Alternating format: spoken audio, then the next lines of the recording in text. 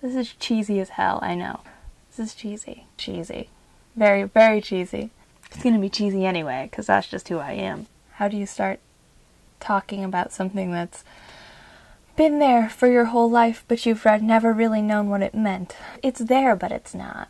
One of the banes of my existence is people saying, no, you can't really think that way.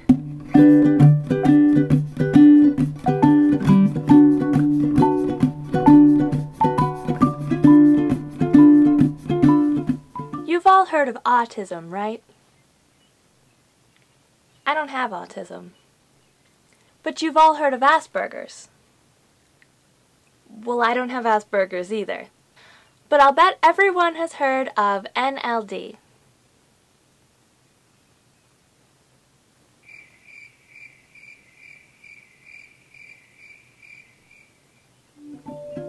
I have a nonverbal learning disability.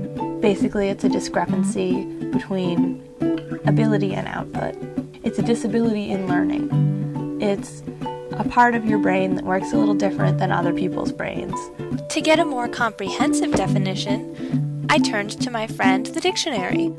Look, no NLD.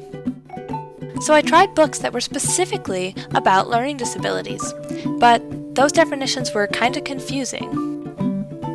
I also looked at the legal language about learning disabilities. I found most of this on the Learning Disabilities Association website. The other thing that sort of makes a learning disability is this, like, most people have strengths and weaknesses, but folks who are describing learning often have huge gaps.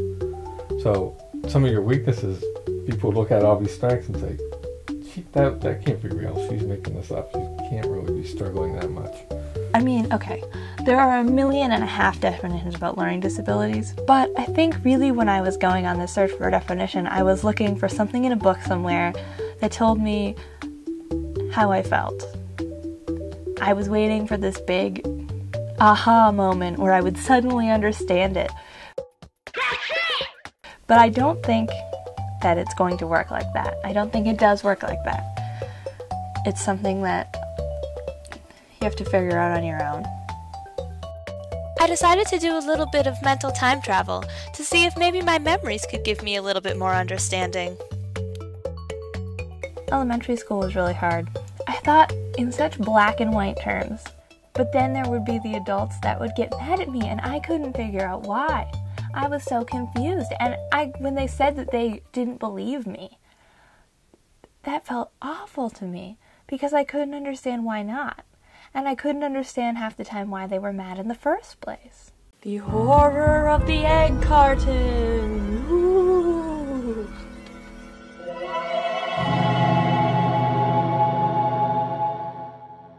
It was a typical day in a second grade classroom. Little did I know that a math lesson was soon to become a terrible horror story.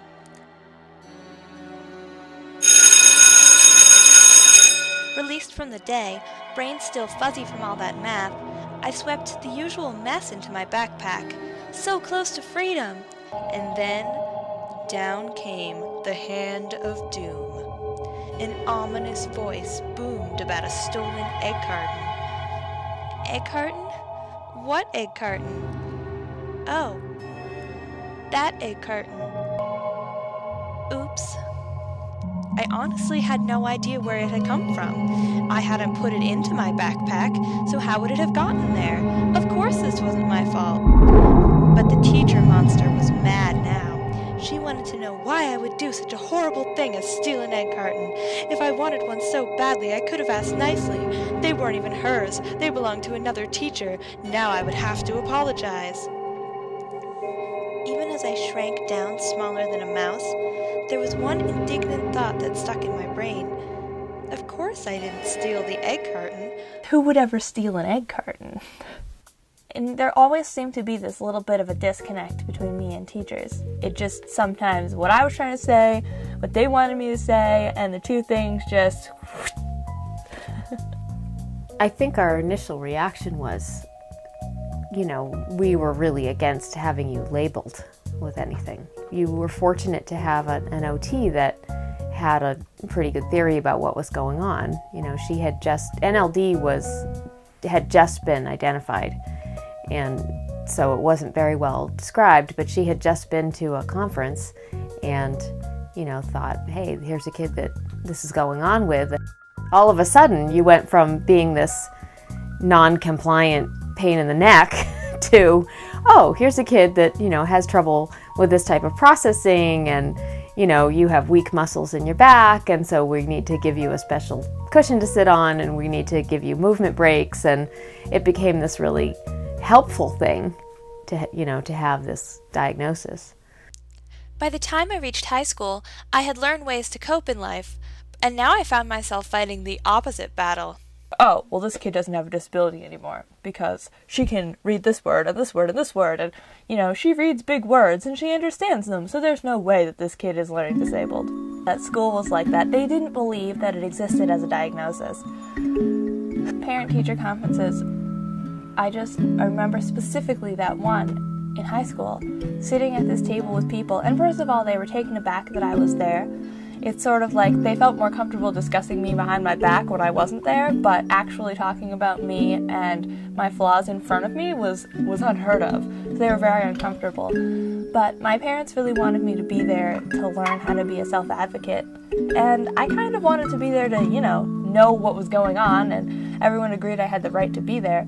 But then they sat there and they talked about how they didn't think I was having any problems, and I wanted to tell them how much problems I was having, how much I was struggling, but, you know, social skills. And then they would ask me, well, what are you struggling with? What do you need? And I don't know. I wanted people to tell me what I needed. I wanted people to just give me the things I needed and just know that I needed them. When I went to go and get tested again after high school, I had to get reevaluated so that I could possibly get accommodations in college, which meant I had to go and get this official documentation of my disability.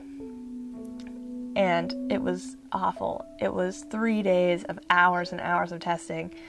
And there were IQ tests and brain tests and questionnaires I had to fill out, and I had to do math problems, and I had to do writing samples, and I had to do movement things, and I had to match dots with other dots and try to recreate patterns and remember strings of numbers.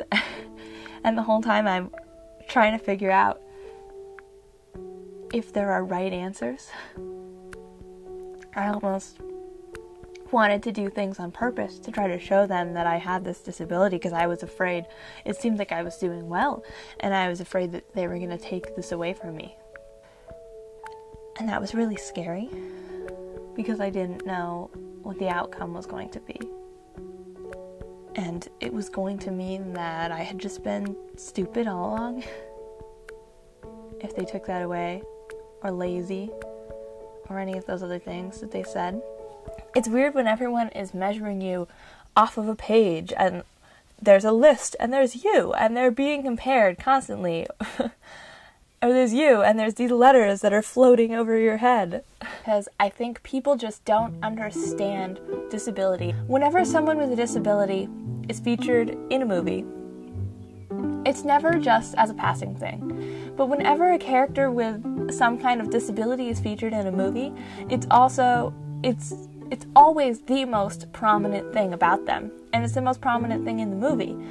And the movie revolves around it, and it's never just a person living who happens to have struggles and them dealing with it, and that's not the focus of the movie. It's always, Johnny had a learning disability, but he prevailed, and this is his story, his enlightening story of how he conquered his learning disability and all of his challenges, and you just get so sick of this bullshit. It doesn't have to be conquering, it doesn't have to be a struggle, it doesn't have to be surviving, it's just something we do.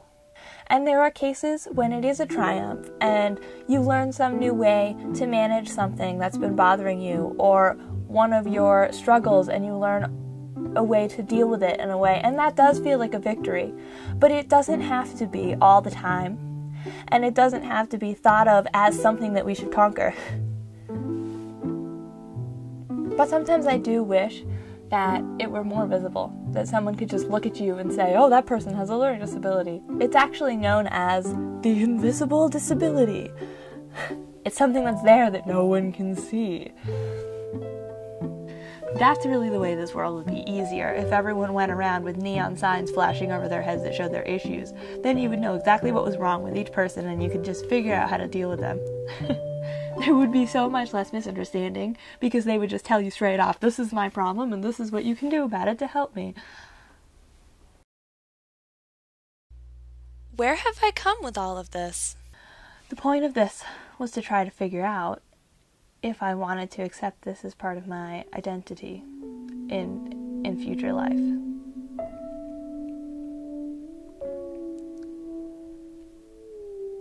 I'm not sure I want to.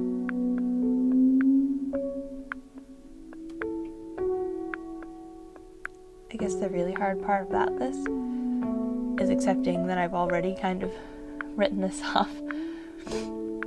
Decided that I can do this without needing that. I've found ways to cope in life. But I'm not saying like, oh, I don't think I have a learning disability anymore.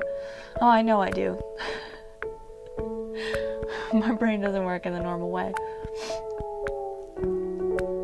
I've thought a lot about this, and I don't think that not wanting to claim it makes me a bad person. And I don't think it's denying an essential part of myself, and I don't think that it's offensive to anyone else, because really, it's me, and I can make my own choices and decisions, and I can acknowledge that, hey, I have this broken part of my brain, but I don't have to let anybody else in on that. And so that's my official happy, upbeat conclusion. This isn't the first time that I've hashed this out, and I bet it won't be the last. For now, me and my brain are friends again, and we'll muddle along like we always do.